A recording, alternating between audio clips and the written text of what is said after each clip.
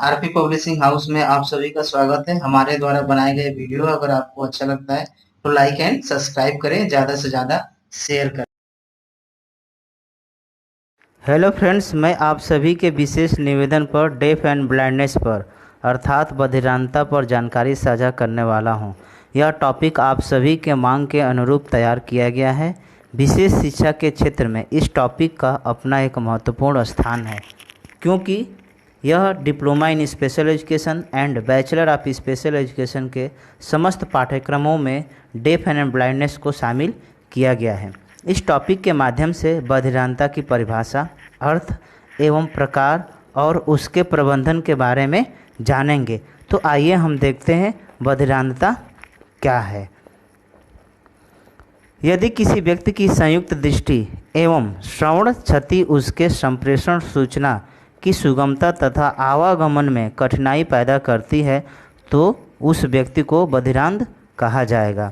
अर्थात अगर किसी व्यक्ति के दोनों दृष्टि और उसके जो हियरिंग दोष है, अगर वो प्रभावित है तो उसे हम एक बधिरांध व्यक्ति कहेंगे, क्योंकि जो है दृष्टि की वजह से जो है हमारा आवागमन जो है संभव होता है और हियरिंग की वजह से हम संप्रेषण कर पाने में जो है सक्षम होते हैं।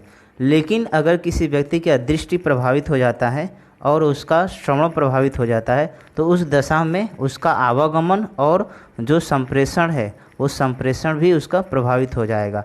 अगर इस प्रकार के अगर कोई व्यक्ति है तो उसे हम बधिरांध व्यक्ति कहेंगे। यदि किसी व्यक्ति को बधिरांध घोषित करने के लिए यह जरूरी नहीं होता है कि वह पूर्णतः बधिर एवं पूर्णतः दृष्टि हो।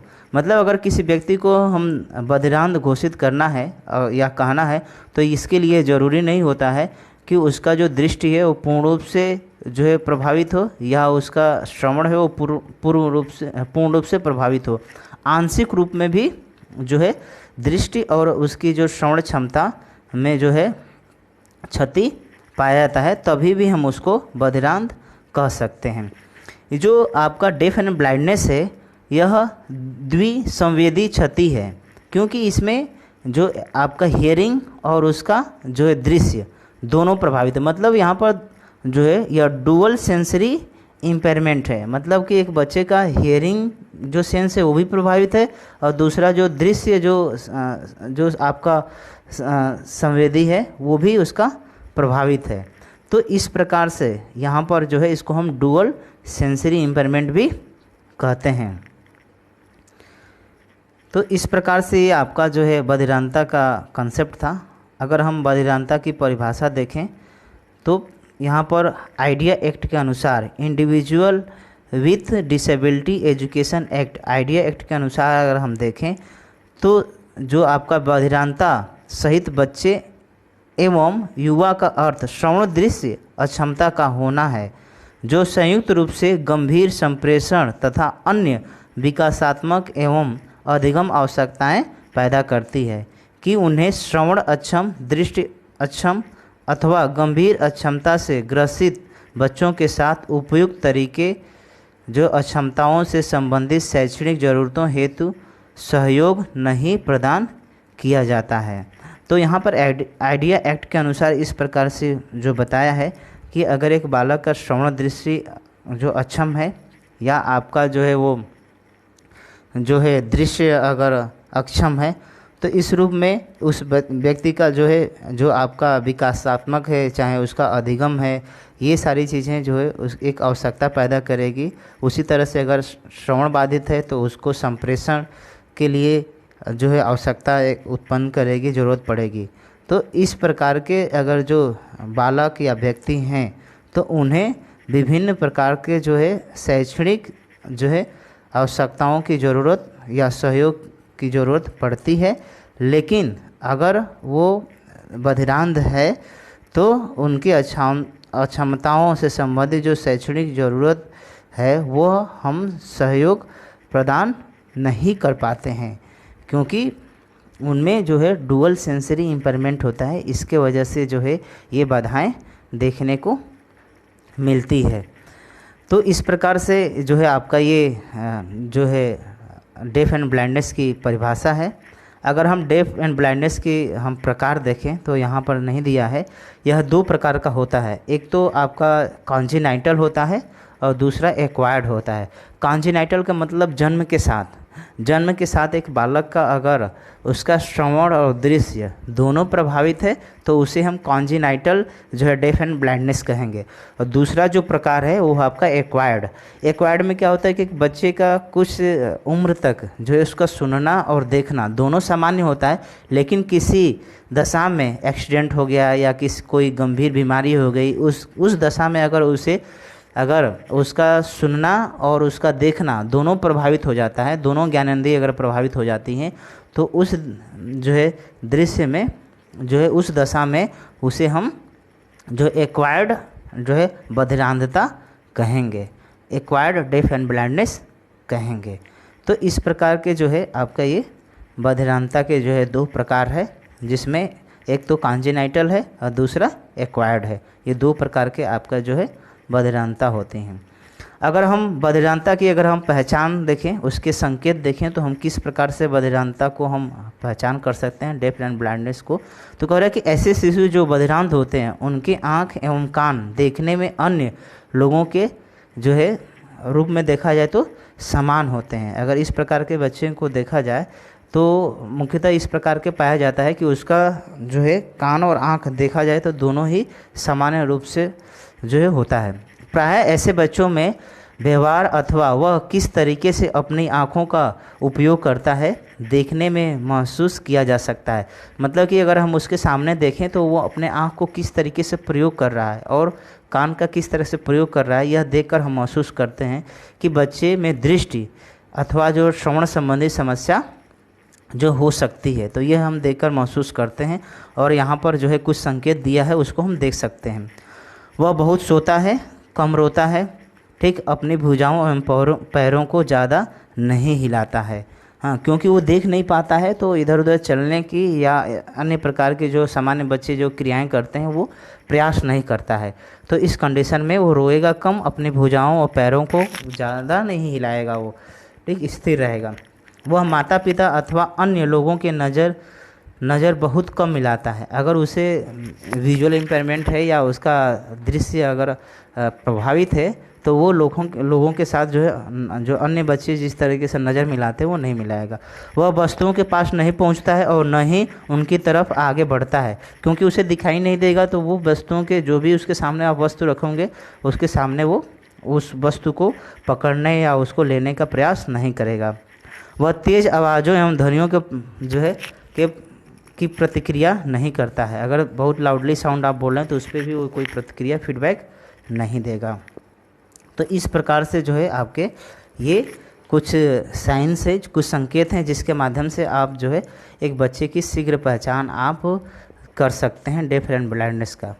अगर हम देखें तो डेफ एंड ब्लाइंडनेस होने पर कौन कौन से जो है इफ़ेक्ट्स जो है वो उसके दैनिक जीवन पर या उसके जो डेवलपमेंटल डोमेन्स हैं, जो विकासात्मक क्षेत्र हैं, उस पर कौन कौन से प्रभाव पड़ता है। तो सबसे पहला दिया इसमें संप्रेषण, ठीक। तो संप्रेषण में जो है उसका प्रभाव होता है, तो बधिरांधता का सबसे जो है अधिक प्रभाव देखा जाए तो संप्रेषण पर पड़ता है, क्योंकि वो आवाज़ को सुन नहीं पाते हैं और दूसरी किसी वस्तुओं को देख नहीं पाते हैं।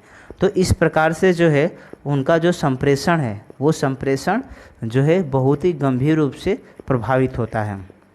दूसरा वार्तालाप भी उनका जो है प्रभावित होता है। अगर हम उदाहरण के तौर पर देखें तो बच्चा जो है वस्तु की तरफ संकेत नहीं करता है, इसलिए उसके पास आसपास के लोग वस्तु का नाम नहीं पुकारते हैं, जिससे कि उसकी बातचीत का है प्रभाव पड़ता है। मतलब कि जो भी बच्चा है किसी वस्तु को देखकर वो आवाज़ नहीं निकालता है या बोलता नहीं है, तो अमूमन हम लोग भी उस वस्तु के बारे में कोई प्रतिक्रिया नहीं देते हैं, जिसके वजह से उसका जो संप्रेषण है या जो कम्युनिकेशन है, जो आपका कन्वर्सेशन है, वो कहीं ना कहीं प्रभावित होता है। तो इस तरीके से जो है वार्तालाप पर उसका इफ़ेक्ट पड़ता है। उसके बाद दिन और रात में अंतर, एक सामान्य व्यक्ति जो है बालक वो दिन और रात में अंतर स्पष्ट कर लेता है, क्योंकि वो दृष्टि के माध्यम से या आपके श्रवण के माध्यम से वो समझ सकता है। जब कोई व्यक्ति बताता है तो या वो दृष्टि के माध्यम से रात और जो है दिन को वो देख सकता है। तो इसमें वो अंतर स्पष्ट नहीं कर पाता है। दूसरा, बैठने, ठीक है, उसके बाद घुटने पर चलना एवं साधारण चलना, ठीक है, ये भी उसका प्रभावित होता है, क्योंकि उसका दृश्य प्रभावित होगा, उस कंडीशन में वो बैठ नहीं पाएगा, ठीक है, वो घुटने के बल नहीं बैठ पाएगा, फिर वो चल नहीं पाएगा। तो ये सारी चीज़ें जो है वो एक जो है आपका डेफ एंड ब्लाइंडनेस जो चाइल्ड है उस पे ये सारी चीज़ें प्रभाव पड़ता है।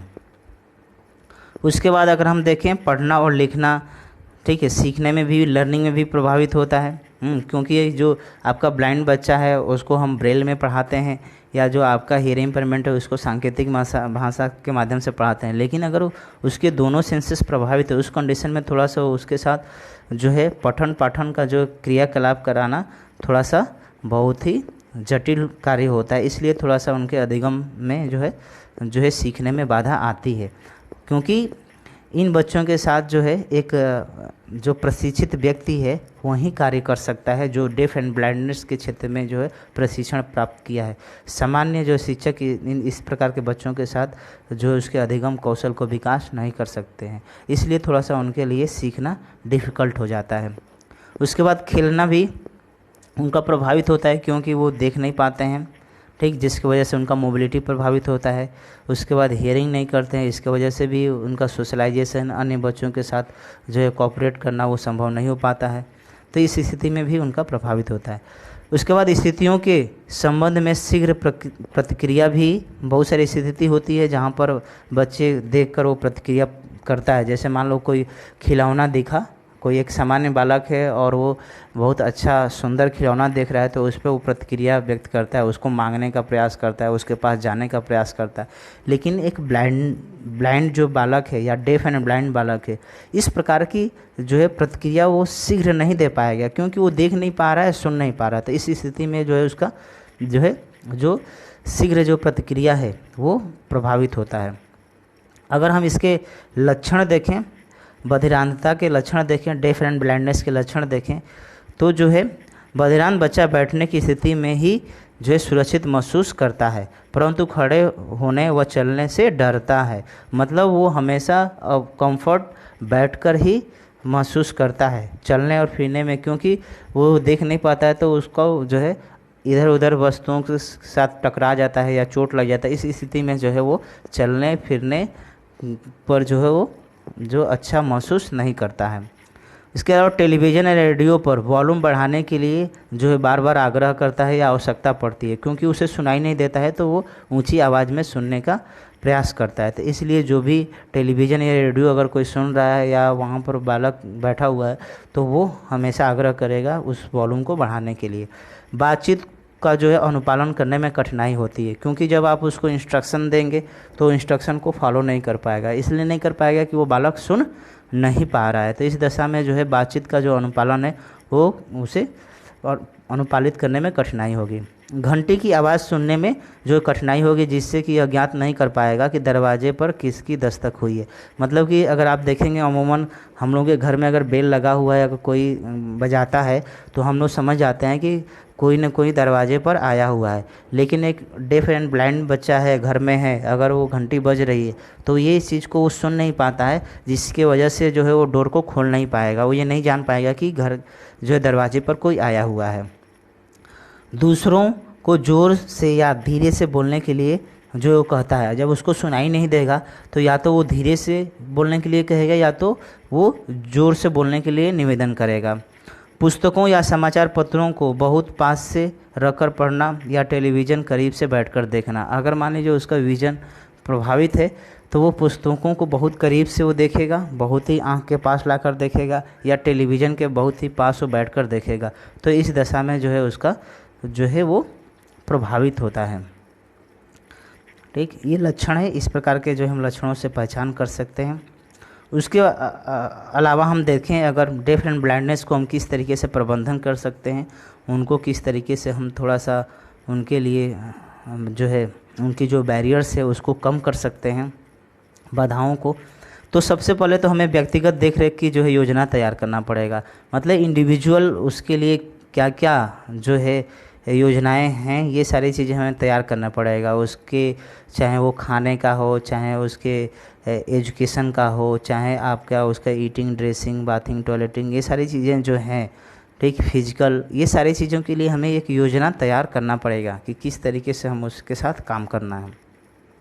विभिन्न प्रकार के संप्रेषण प्रणाली के माध्यम से जो है हमें उसके साथ वार्तालाप करना होगा। जैसे इसमें बधिरांत हस्त वर्णमाला के माध्यम से संप्रेषण करना पड़ेगा। जो ब्रेल हो या कोई ऐसे उभरा हुआ चित्र हो, इसके माध्यम से बड़ा अक्षर और माला तैयार करना पड़ेगा। हाथों का संकेत तैयार करना पड़ेगा। दृश्य ढांचा का संकेत तैयार करना पड़ेगा। ब्रेल और मून की जो प्रणाली हमें डेवलप करना पड़ेगा। इंटरनेट का सहारा लेना पड़ेगा। बहुत सारे ऐसे ऐप हैं, बहुत सारे ऐसे जो आपका टॉयज हैं या पजल्स हैं जो आपके एप्लीकेशन के रूप में इंटरनेट पे अवेलेबल हैं, उसके माध्यम से भी आपका एफएम प्रणाली जो आपके अलग अलग जो हैं, जो सुनने के आपके हार्डवेयर है, लूप इंडक्शन है, ग्रुप हियरिंग एड है, इसके अलावा आपका एफएम सिस्टम है। तो ये सारी चीज़ें स्पर्श सूचक जो है इसके माध्यम से जो है उनको पढ़ा सकते हैं। तो इसके अलावा जो है उचित श्रवण यंत्र उपलब्ध कराकर और विशेष शिक्षा जो है देकर हम उसका प्रबंधन कर सकते हैं। जो भी एक बच्चे का हम हियरिंग लॉस को जो है असेसमेंट करेंगे वो ऑडियोमीटर के माध्यम से, और उसके अनुरूप जो है हम उसे श्रवण यंत्र देकर विशेष शिक्षा दिलाएंगे, तो संभव है कि वो जो है उसका कुछ जो बधिरांधता का जो प्रभाव है वो कम हो सके। इसके अलावा पाठ्यक्रम में अनुकूलन हमको करना पड़ेगा, जो है आपका करिकुलम एडाप्टेशन करना पड़ेगा। इस तरह से भी हम करके जो है कुछ उसके जो बधिरांधता का प्रभाव है उसको कम कर सकते हैं। आपके शिक्षण अधिगम सामग्री जो है वो बधिराम व्यक्तियों के अनुरूप हमें विकसित करके भी करना पड़ेगा, क्योंकि एक जो आपका डेफ और ब्लाइंड बच्चा है, क्योंकि वो सुन नहीं पा रहा और देख भी नहीं पा रहा, तो इस स्थिति में जो भी हमारा जो शिक्षण अधिगम सामग्री है उसको हमें उसके अनुरूप जो है अनुकूलित करना पड़ेगा। उसको थोड़ा सा चित्र को उभरा हुआ बनाना पड़ेगा, थोड़ा सा ऐसा हमें जो है ऑडियो का भी हमें प्रयोग करना पड़ेगा। तो इस तरीके से जो हम उसके जो है बधिरांधता का हम क्या कर सकते हैं, बधिरांधता का प्रबंध कर सकते हैं। तो आई होप, मुझे आशा है कि आप सभी को यह जो है वीडियो अच्छा लगा होगा। तो मेरे चैनल को लाइक करें, सब्सक्राइब करें और ज़्यादा से ज़्यादा शेयर करें। धन्यवाद।